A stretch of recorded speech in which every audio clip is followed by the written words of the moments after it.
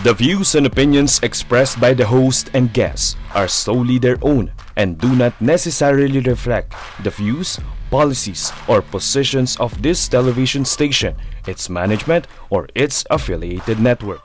The station and its affiliates assume no responsibility or liability for the opinions expressed or the content discussed during this program. Viewer discretion is advised. Sa barangay tayo, ikaw at ako. Nagbibigay ng aral sa mga kagawad at kapitan. Sa barangay tayo.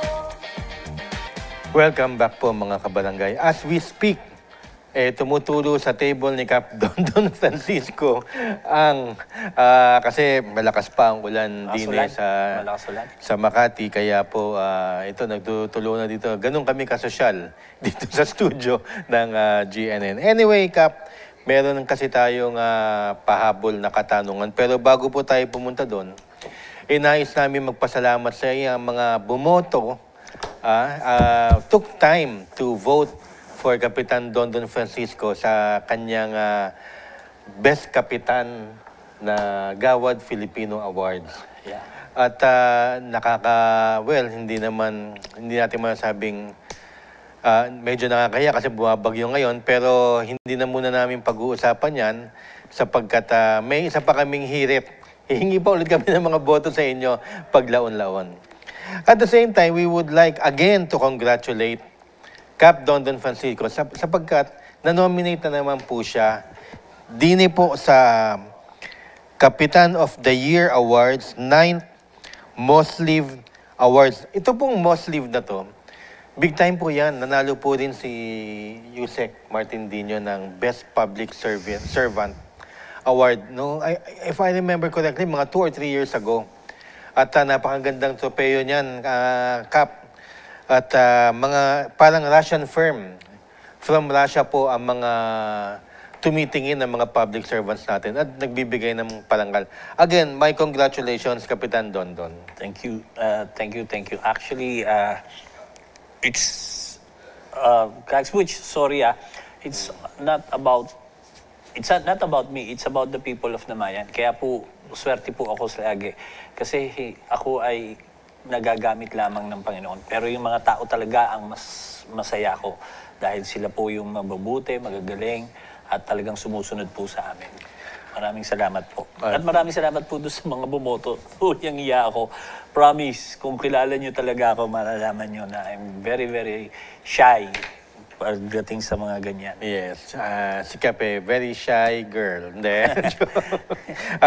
Di ba, hirit pa kami paglaon-laon, pagka medyo na-establish ulit natin na maayos ang ating mga panahon, kami po hihingi ulit ng tulong para kay Cap Don. Alam mo, Cap, itong QRF, very, very technical, ano? Isa sa mga tanong ng mga kagawad, paano, Kapitan, kung halimbawa last year, hindi naman bumagyo sa lugar natin at hindi nagamit yung QRF fund? Ano ba mangyayari? Madadagdag ba ito sa taon ngayon at lumaki ba? Or ano ba? Paano ba ang sistema din? Okay, basa. Okay, meron po akong annotated version of the Local Budget Memorandum, number 82, 2011. Okay. The use of the QRF, takbo ko dun sa unexpended funds, Section 6. Unutilized LDRRMF or BDRMF at the end of the year shall accrue to a special trust fund to be used exclusively for disaster risk reduction and management activities. If the barangay did not fully spend its calamity fund, it should not revert to the general fund. Hindi nyo pwedeng gamitin. Okay? Babalik ko sa general fund natin, masasama sa MOE, sa mga proyekto, sa AIP, hindi po. Bawal po yun. Okay? It should not revert to the general fund. Instead, it goes into a trust fund, which remains available only for disaster risk and reduction management purposes, DRRM purposes. Maliwanag na maliwanag po sa batas po ito. Okay? So yun po yung kasagutan po doon sa tanong. Nagpupunta lamang po sa trust fund. Nadadagdag lang po ang nadadagdag. Well, hopefully, hindi natin magamit. Mas maganda nga yun eh. Hindi natin nagagamit. Sabihin, walang disaster. Sa bagay, magandang punto yun. Ibig sabihin, wala nga naman disaster. Walang disaster. Pero kung sakasakali, kung magtatanong ng kagawad, hindi ibig sabihin na nadagdag sa QRF this year. Yun yung pinakamadaling sagot. Yes. So, kung ano yung napag-usapan this year na QRF sa inyong calamity funds, sa pag-deliberation ng inyong budget at the start of the year, yun lang po ang i-expect. Yes. Bigyan ko kayo ng example yung 70% naman, yung Okay po. preparation. Okay, ugutin ko lang sabihin ko sa inyo. Ang Barangay Namayan po ay nagprepara para sa lindol naman, hindi ho sa ba. I don't know kung makikita niyo maigi. Ayan. Ito ho yung go bags namin, may konting laman, may parating pa ho kami. First aid, saka mga flashlight, nandito po, poncho. Ayan. Mga gamot, yung mga gamot nakahiwalay po yun, ayan po lang muna yung dinala ko. Pero nagkakaroon din po ng, ayan yung flashlight. Yung flashlight po, yung ginaganon, dynamo, para hindi baterya, di naubusan ng baterya. Anyways, ito po ay ginagamit po namin, o pamimigay po namin, wala akong pangalan ng kahit sino, wala akong pangalan ko. It's only the seal of Barangay Namayan because it came from the taxpayers' money. So, binili po namin at mayroon pa kaming additional na pinoprocure para lang yung matagal na, yung hindi po ba napapanis na pagkain. Okay. Okay, yan yung ilalagay po namin dito at iba pa. So, may mga tali na ilalagay dito, etc. Ginamit po namin to, ginawa po namin to para po preparation at magamit po namin naman yung 70% at talagang may pagpupuntahan, yung disaster fund. Yan. Yan po yung sa amin. So, pwede nyo rin gamitin yan, most especially yung mga nasa probinsya, Cags Butch, kailangan nila ng bangka, kailangan yung mga nasa tabing ilog. Pwede nyo gawin yun. Pwede nyo kayong bumili yun nun. Gamitin nyo yung 5% nyo, yung 70% of that 5%. Yun po yung gamitin nyo. Yung QRF, yung 30% naman, unless meron hong disaster at nag-state of calamity po kayo. Resolution. At the same time, yung city nagdeklara ng state of calamity for all barangays. Yan. Magagamit nyo po yung QRF. Alam mo, minsan, pagka malayo pa yung sakuna or hindi mo ina-expect yung sakuna, masarap talaga. Ako kasi, kino-consider ko sarili ko na yung sa English word na preppers. Ako talaga, nagpe-prep talaga ako eh. Kung kahit na halimbawa malayo pa or hindi ko kailangan, bumibili ako ng mga extra batteries, extra na mga flashlights, mga nag-iipon tayo ng mga canned goods na hindi kagad na nasisira. Tsaka mga tubig, yan ang mga importante. Para nga naman pagkasakaling biglang dumating yung sakuna, which is hindi mo alam, earthquakes. Handa tayo kung halimbawa yung mga food supply, kagaya ng mga ayudang inihintay, hindi kagad makarating, makakasurvive ka. Dito sa Pilipinas, pala nyo naman na every year, meron talagang dumarating na sakuna. Kaya hindi dapat bago ito na pinag-uusapan ng council at saka ng presiding officer sapagkat pag budget consideration yun na at the start of the year, dapat talaga meron na kayong nakalaan. Yan ang importanteng pinaglalaanan every year. Yes, tama po, Cags Butch. By the way, shout out sa Boy Scouts saka sa Girl Scouts. Ito na isang example, si Cags Butch nagpe-prepare lagi. Okay, laging handa ang Boy Scout and Girl Scouts. Anyways, tama po yun. Katulad kami, yung buong council namin, talagang nagkakaisa. Talagang nag-uusap-usap kami, ano ba yung mga kailangan nating gawin? Ano ba yung mga ano? So sa session namin, sinasabi na kaagad namin yun. O, ano tayo, may go bags tayo, etc. etc. So, one cannot take the credit for anything. It's always the whole council. Ganun po sa amin.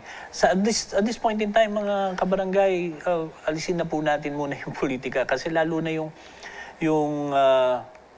disaster, hindi po nababasa dapat hindi po dapat nagkakaroon ng linya dahil lamang sa politika kaya natin hindi nagagawa yung dapat nating gawin. Kailangan po isang tabi ang politika at magkaisa, lalo na pagdating sa preparation, katulad ng sinabi ni Kags Butch, at pagdating sa pag-solve mismo habang nangyayari na yung disaster. Yun po. Alam mo yung politika na yan, na nakakainis pagka tinututya ang ating mga kapitan at mga hagawan na lumusong lang daw sa baha. Itatakbo na naman. Hindi dapat ganun kasi ang barangay kasi ang first and last option ninyo. Yeah. Hindi nyo kailangan silang asarin. Trabaho talaga nila. At sometimes, yung mga hagawan at saka yung ibang barangay officials, lahat yan, from tanod hanggang sa driver, hanggang lumulusong sa baha. Kahit na konti lang ang manpower ng barangay. At hanggang ngayon, at this moment, sina Cap Jones, shout out sa inyo. Alam ko may nire-rescue kayo ngayon dahil nasira na yung water dam sa inyong lugar. Talagang nakita namin sa Facebook kung gaano kahirap ang pinagdadaanan. Wala naman training ang kagawad at kapitan dyan ang training natin is public service, yung sa pang-araw-araw lang. Pero hindi tayo, kita nyo naman, ang barangay Cap.